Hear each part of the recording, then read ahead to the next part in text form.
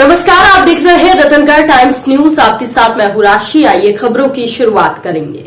गृह मंत्री डॉक्टर नरोत्तम मिश्रा का बयान सामने आया है। उन्होंने बताया कि बीते 24 घंटे में 9,532 मामले सामने आए हैं और जबकि ठीक होकर घर जाने वालों की संख्या 10,547 है, यानी कि चक्री उल्टी घूम रही है। हॉस्पिटल में बहुत कम लोग पहुंच रहे हैं। अभी तक कुल मिलाकर एक्टिव केसेस की संख्या 71,203 है और साथ ही साथ संक्रमण दर 11.95% है।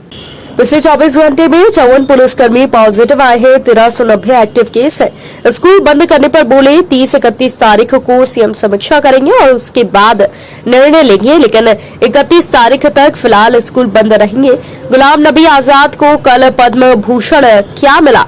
मुसलमानों में आपको खलनायक नजर आने लगे हैं। दिग्विजय सिंह षड्यंत्र पूर्वक कांग्रेस आजादी के बाद से अभी तक मुसलमानों को अलग थलग करने में जुट गई है। कश्मीर में लाल चौक पर भारत के लाल तिरंगा फहरा रहे हैं। इससे अच्छे दिन और क्या चाहिए? उस परिवारवाद का जनक ही इस कांग्रेस पार्टी का जनक ही परिवारवाद है। गंगा अगर गंगोत्री पर पवित्र हो जाए तो कोई नीचे अपन उसको कानपुर में इलाहाबाद में कैसे पवित्रता की बात करोगे? ये कांग्रेस तो ऊपर ही अपवित्र हो गई, ये परिवारवाद से ही निकली है। अब दरअसल क्या है कि गुलाम नबी आजाद जी को कल पद्म भूषण क्या मिला है, उनकी जैसे ही घोषणा हुई वैसे ही दिग्विजय सिंह जी को मुसलमानों में आपको खलनायक नजर आने लगे। दिग्विजय सिंह जी आजादी से आज तक कांग्रेस षड्यंत्र पूर्वक मुसलमानों को अलग थलग करने की नीति पर चलती रही है। 370 हट गई, ट्रिपल तलाक जैसे निर्णय हो गए, मुसलमान मुख्य धारा में जुड़ रहे हैं। अब चचाजान उत्तर प्रदेश में भी मुस्लिम समर्थन पता चल रहा है उन्हें कि उनके कांग्रेस के पास नहीं आ रहा। तो ये अलगाववादी बातें दिग्विजय सिंह जी इस तरह की जानबूझ के करते हो। उनकी शुरू से यही विचार रहा है कि कैसे मुसलमानों को भयभीत रखा जाए और अलग थलग रखा जाए। मेरी मान्यता है कि इसमें कभी भी दिग्विजय सिंह अभी तक तो सफल नहीं हुए, आगे भी नहीं होंगे। जैसे पश्चिम बंगाल में कांग्रेस को छोड़ दिया इन्हीं बातों के कारण से, ऐसे ही उत्तर प्रदेश में भी कांग्रेस को मतदान नहीं करने वाला। ये वोटों की राजनीति बंद करें। अब कश्मीर में लाल चौक में भारत के लाल तिरंगा फहरा रहे हैं। इससे अच्छे दिन और क्या चाहिए? ये वही कश्मीर है जहां 1992 में जोशी जी के साथ मोदी जी ने भाषण दिया था और आज मोदी जी के नेतृत्व में स्थिति ये है कि कश्मीर में तिरंगा फहराया। मन को अच्छा लगा कि देश के अंदर हमारे जो पूर्वज कहा करते थे, 2 विधान 2 निशान 2 प्रधान नहीं चलेंगे एक देश के अंदर, अब वो बात धरातल पर उतर आई है। गुंटूर की जहां तक बात है, कश्मीर आंध्र प्रदेश के जिन्ना चौराहे की, वहां की सरकार को यह देखना चाहिए कि देश के अंदर ऐसी ताकतें, फिरका परस्ती ताकतों सर न उठाए।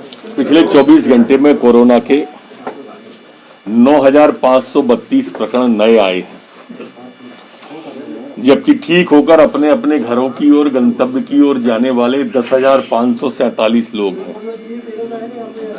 यहां मैं आपका ध्यान आकर्षित करना चाहूंगा कि चक्री उल्टी घूमने लगी है और लगता है कि हम जैसा सोचते थे कि थर्ड वेव पर विजय पाएंगे, कोरोना का फल कुचलेंगे, और कुचलने में हम सफल भी हो रहे हैं। अस्पतालों के अंदर बहुत कम लोग गए, परमात्मा ने चाहा तो ना ही जाना पड़ेगा। माननीय प्रधानमंत्री जी की वैक्सीन पूरा असर किया देश के अंदर और कोरोना पूरे देश में कहीं हावी नहीं हो पाया, वैक्सीन ही हावी रही। एक्टिव केस मध्य प्रदेश में 71,203 वर्तमान में हैं। सैंपल कल 79,786 संपूर्ण प्रदेश में सैंपल लिए गए हैं।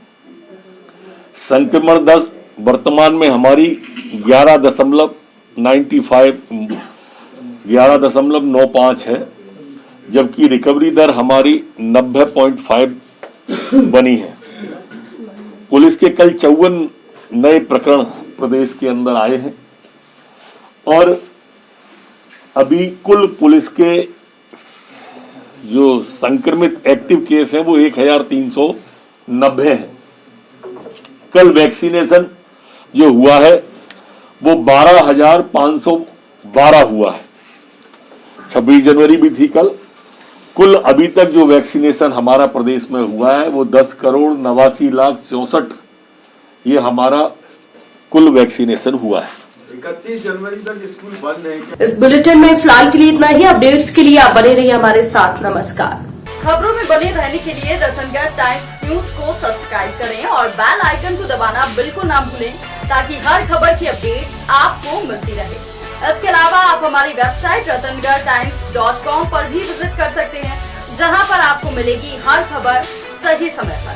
इसके साथ ही आप हमारे ऐप रतनगढ़ टाइम्स को भी डाउनलोड कर सकते हैं। प्ले स्टोर पर ये इजीली अवेलेबल आपको हो जाएगा और इस ऐप को डाउनलोड कर आप सही समय पर अपडेट्स पा सकते हैं।